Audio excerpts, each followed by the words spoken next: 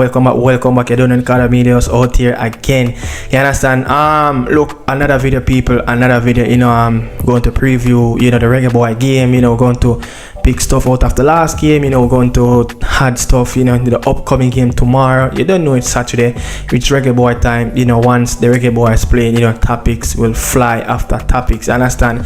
Video after video.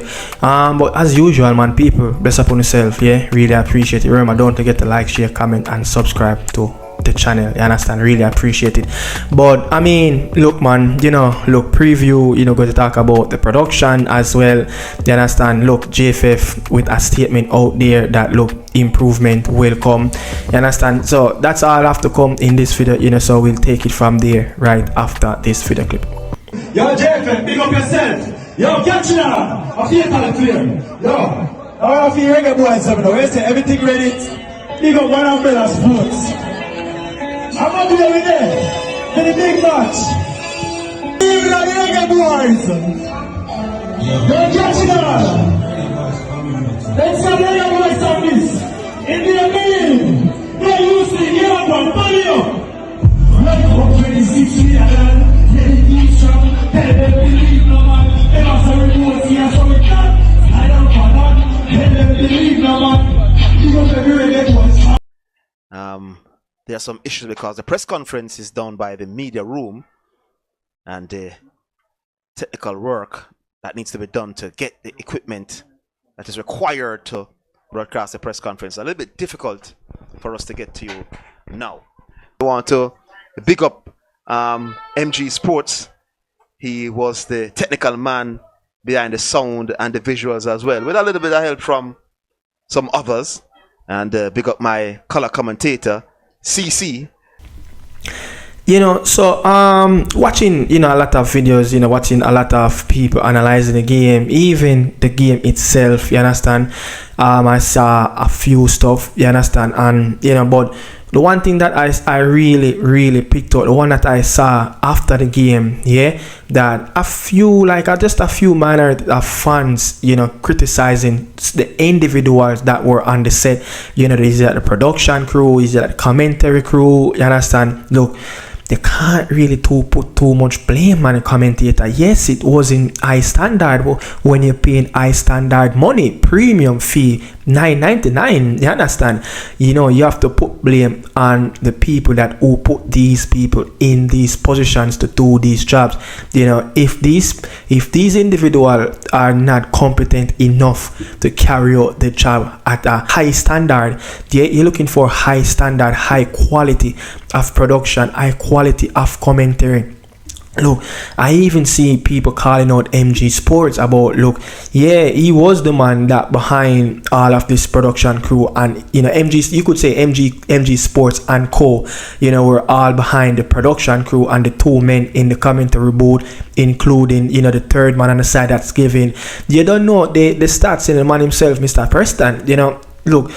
But the two men in the booth plus MG and Co that delivering trying to deliver high standard quality to the fans that pay their $9.99. You understand?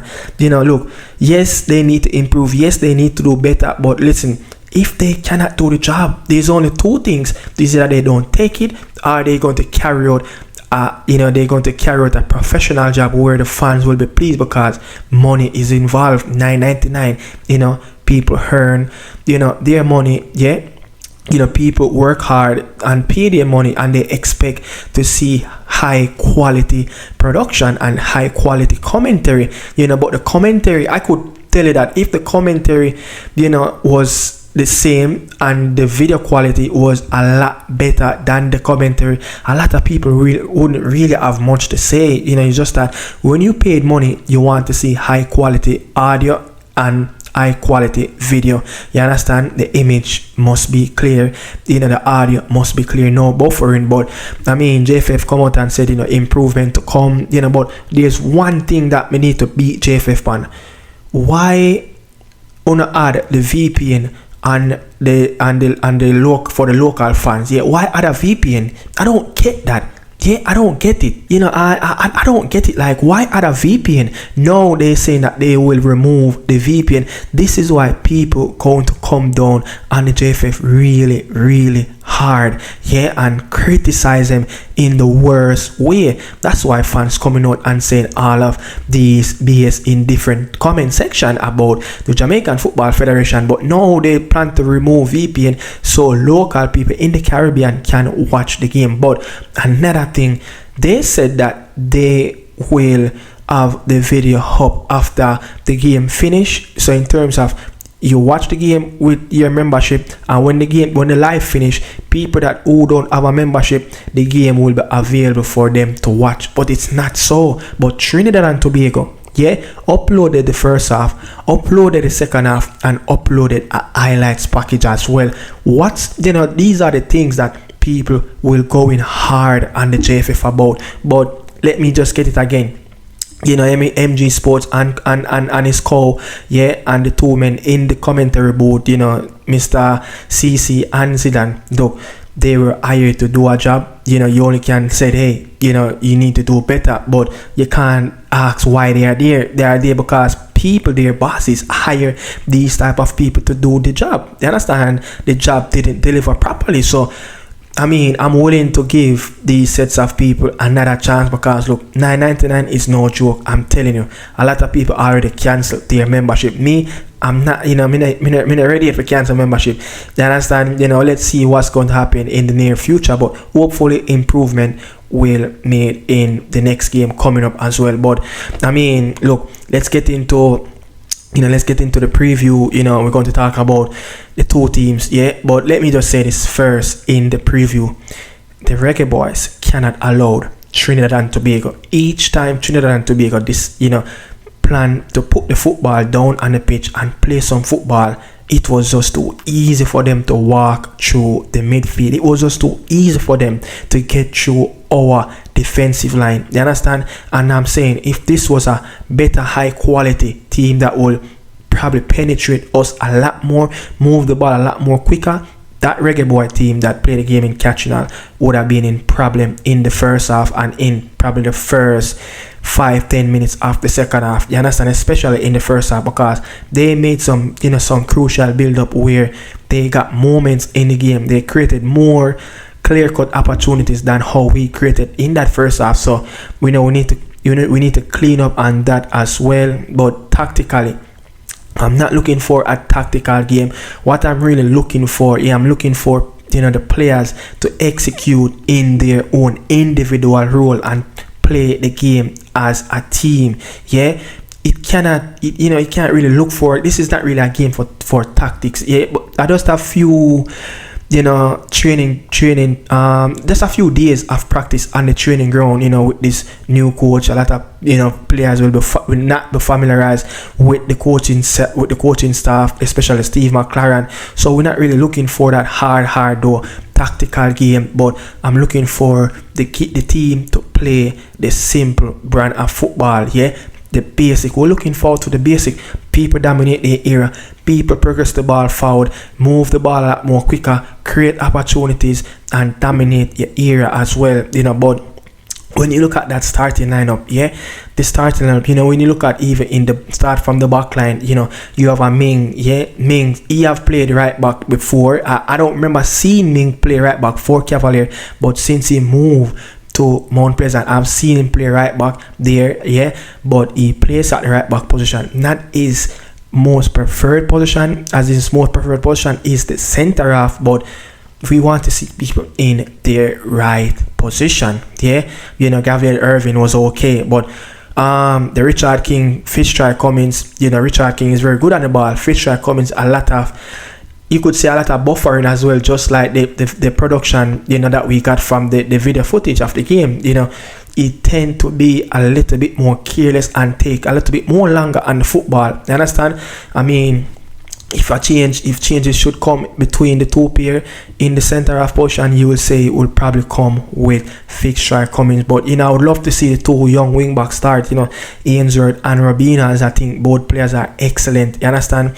But in the midfield, look, we have midfield problem. We have midfield problem. Anglin and Sule Makala. Look, it was a lot of square passes. Yeah, I watched back the game. It was a lot of square passes between both two, and you could say Makala, as much as he scored, as much as he done everything that a CDM need to do in terms of clean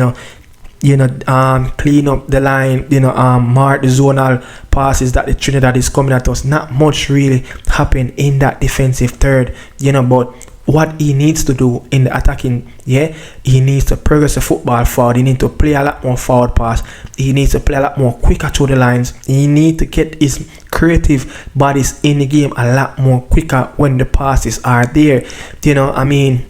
Tariq Magee, himself, he would drop in the midfield a lot of times, and it just didn't work out. He dropped deep, because when a number 10 is dropping so deep, almost taking the ball off Richard Kingfoot, because the ball is not progressing a lot faster and quicker, or it's just simply not coming towards him. So you have to chop a lot deeper, to get the ball and fetch, and also try to play the ball forward, when he's 60-70 yards away from his number 9 and the two wingers.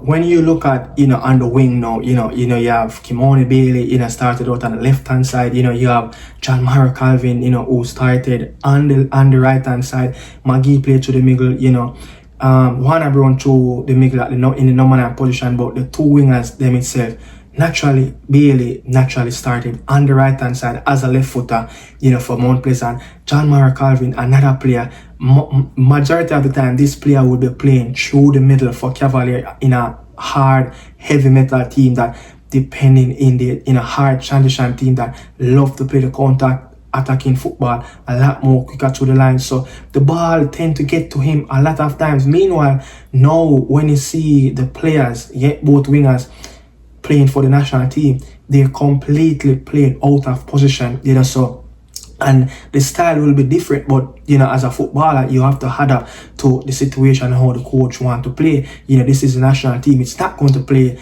like the club team or the club, the same club philosophy that you played under your club manager. But John Mara Calvin, can probably could do a lot more better. But if you look at how this player is explosive, he's technical on the ball, you want the ball to fit a lot more quicker, they ask these players to play a little bit wider, tend to be a lot more reserved, staying on the touchline, wait for the football, so a lot of things in different factors around the game as well. But you love to see a little bit of changes going into the game. The central era, I talk about that already. Demar Phillips done everything in that first game to show that he deserved to be in the starting lineup. Choppy, Chanel Thomas deserved probably to be in that starting lineup for the next game. I don't know if I will start Magee, as the team look a little bit more better. The team played a little bit more quicker without him in the second half. I would probably give Warner Brown another chance in that number 9 position. I think he's still a good quality player that could start in the next game coming up tomorrow. But changes will come. Changes will come in the game. But when you look at it, man, they have to just utilize the people in their right position. As I said, love to see the wing backs, the same wing backs that finished the game. I would love to see those two players start the game. They bring a lot of energy, especially injured on that left hand side. The wingers probably, you could say, you probably would, take out, probably take out Kimoni Bailey, Nikolai Fuller, added to the team. A player that I love, a player that is very dynamic, 1v1, love to take on challenge ahead of him, especially the fullback. And then you can go again. But one love in the first game, goals are in this team. And you have players in this team that know how to keep a clean sheet as well. When you look at Sule Makala, when you look at a Fitzroy Cummins, when you look at a Gabriel Irving, when you look at a Ming, these players play for Mount Pleasant. You expect Shaquan Davis to be in between the stick, probably the start of the game. These players know how to defend. They have the best defensive record in the JPL. And then you have strikers in the league. We have Nikolai Fuller, I think he have 5 goals. Arbor, I think he have around 7 goals. Choppy, I think he had 10. One around 13, Calvin 12, so we have goals in this team. So there's no way, we should be going into this game knowing that, we can't score, but we have to create. But, Tariq Maki didn't affect the game. He just didn't influence the game enough where he create. But again, when I said he have to drop a little bit too deep, but even when he drop deep, even when he get the ball in the defensive turn at the Trinidad, half, he didn't really utilize his skill set and his creativity to create for his teammates. I mean, look, we're going to play a game in the concrete jungle. It's not, you would say, it's not the average stadium that international football usually play, but let's utilize the concrete jungle Anthony Spalding Sports Complex. Use it as a home advantage. Every player in Jamaica over the last 4 or 5 years played at Anthony Spalding Sports Complex day in and day out, more than how they played on any other pitch when they play away from their home stadium. So let's play, more likely, the stadium will have quite a few people in it, so they will have to support, but hopefully we can see a better game. Hopefully we see most of the players that came in the second half actually start from, the beginning, where they can actually pick up where they left off in that second half of the game, bring a lot of energy. And I think that this Trinidad team is not so much of, it's not a brilliant Trinidad team. I don't know what is lacking. They kind of, when I look at them, they kind of shocked me in some way. Like, they didn't show our intent, show enough attacking in their gameplay that they going to penetrate us. We were going to be on the back foot for 15 minutes, 20 minutes, 25 minutes. But we need to bring the game to them. We need to start on the front foot and utilize the space and just work on the basic. Just work on the basic. Each player dominate their own individual areas where they just do the basic. Make sure that you progress the football forward. Make sure that you win your one-to-one. Make sure that you win the second ball. It's just simple. Number 9, keep making the forward runs. Whoever played in that number 10 position, make sure that you link up the midfield and the attacking players and try to combine everybody where you can create and influence the game a lot more. The midfield, it's the same we see with Steve McLaren when the 18 is playing. The two pivotal, the double pivot, they continue to play the ball sideways. Sule Makala, look, I'm not saying that this player shouldn't, like he's trash. He's a very good player locally, but when you tend to look on the higher standard and the bigger picture, I don't think he should be in this squad. With all respect due to Sule Makala, I just think that even when he got his opportunities way before this game, he played a lot slower than the regular midfielder. And I think this is the reason why we lack a lot of forward pass in the midfield. Sule Makala is not better than Devon Speedy Williams, and he cannot get in the team. A player that tend to play the ball a little bit more, forward, tend to play a little bit more quicker. But Sule Makala, if he want to be on that level where he's going to make a shot and try to break in this Reggae Boy A team, he's have to play a little bit more quicker. He's going to have to think the game a lot more quicker, and that's what we're looking for from our CDM. But I mean, bless upon yourself as usual. We're here tomorrow again, to analyze the game. Hopefully we can get a better game. Hopefully it's a better. The people from the people that in the production crew. So hopefully we get a better commentary from the people, whoever is going to be in the booth, which I think it might be the same two individuals. Hopefully they do a better job than what they did in previous. But thanks for watching. This is Nicardo Media House. I'm out.